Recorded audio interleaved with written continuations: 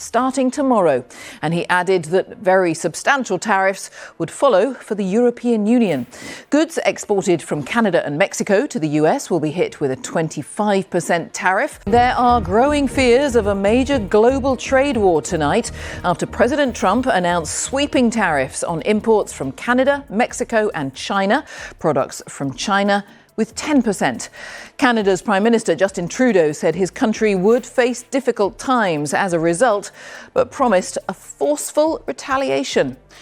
Looks like Trump's America First policy just backfired big time.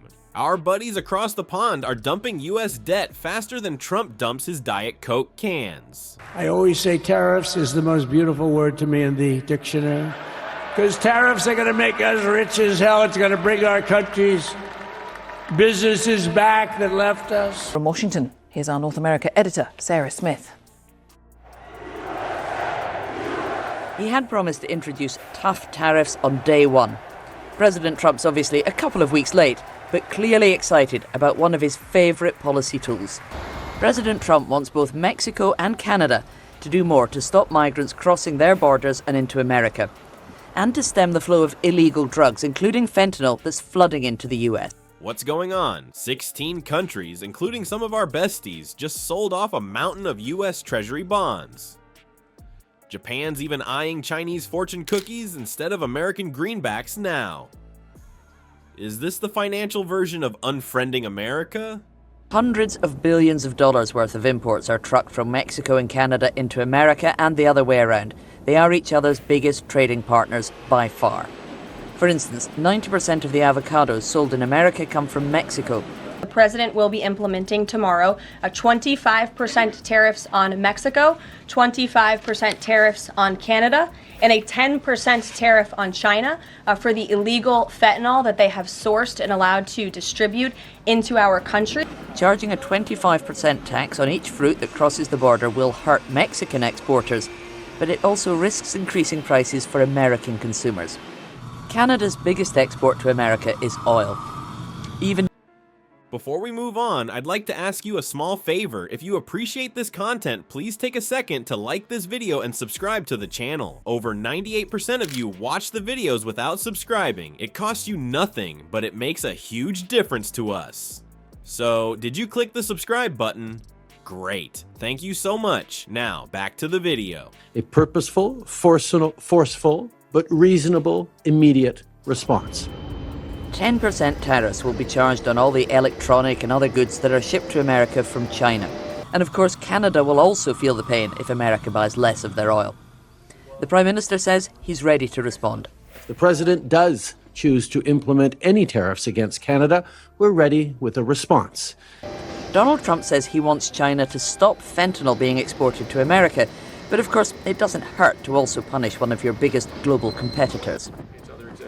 Donald Trump firmly believes he is the world's best negotiator. Alright folks, it's time to talk about the Great American Yard Sale, where instead of old lamps and questionable antiques, countries are offloading US Treasury bonds like they're going out of style. And boy, are they ever! 16 countries, including some of our besties, have decided to play a rousing game of who can dump US debt the fastest. It's like musical chairs, but with billions of dollars, and the music is just the sound of Trump's tweets echoing in an empty Mar-a-Lago ballroom. Leading this financial conga line is none other than Japan, our sushi-rolling, anime-producing ally. They've been selling off US bonds faster than Trump can say, cough F. It's almost like they took one look at the post-election chaos and said, sayonara, Uncle Sam's piggy bank.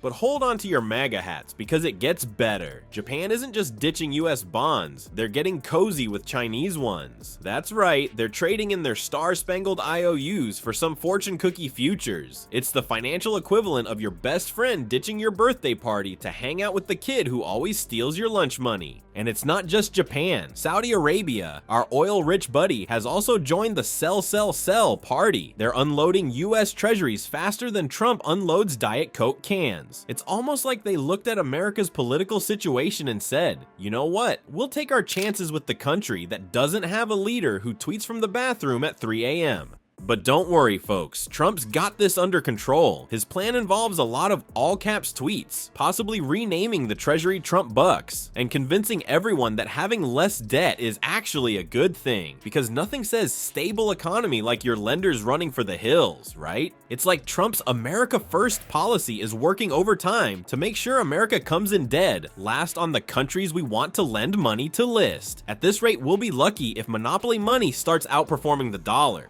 But hey, maybe this is all part of Trump's master plan. After all, you can't go into debt if no one will lend you money in the first place. It's like declaring bankruptcy, but on a national scale. And if there's one thing Trump knows, it's bankruptcy. Now, let's talk about why countries are treating US debt like it's a Trump University diploma. It's not just because they're feeling spicy. There's some real financial hot sauce behind this move. You see, our buddy Trump's been playing economic whack-a-mole with his policies, and it's giving other countries a serious case of financial vertigo. His unpredictable moves are like a game of Monopoly where he keeps changing the rules. One minute he's slapping tariffs on everything that moves, the next he's tweeting about trade wars being easy to win. It's enough to make even the most seasoned investor reach for the Dramamine. China, always the overachiever, has decided to play a different game altogether. They've cut their US Treasury holdings to the lowest level since 2009. It's like they're saying thanks but no thanks to Uncle Sam's piggy bank. Instead, they're spreading their money around like a kid in a candy store, probably hoping to find something less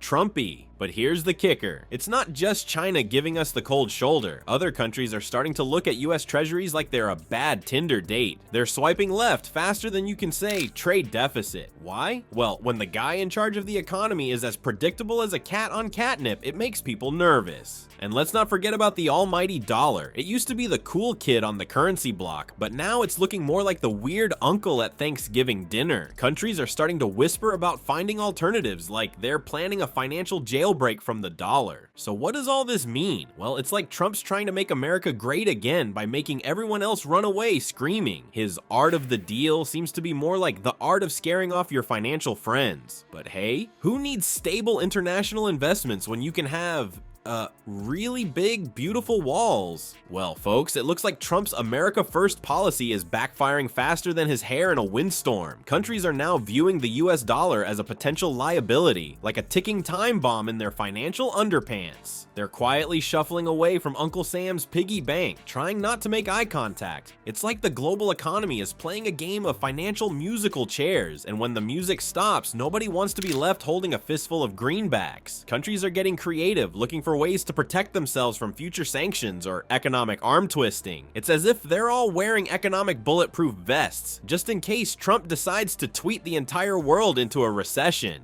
So, will the almighty dollar go the way of the dodo? Only time will tell. But one thing's for sure, in the world of international finance, Trump's turning America First into America Lonely Hearts Club. Maybe he should try swiping right on some economic advisors instead of late night Twitter rants.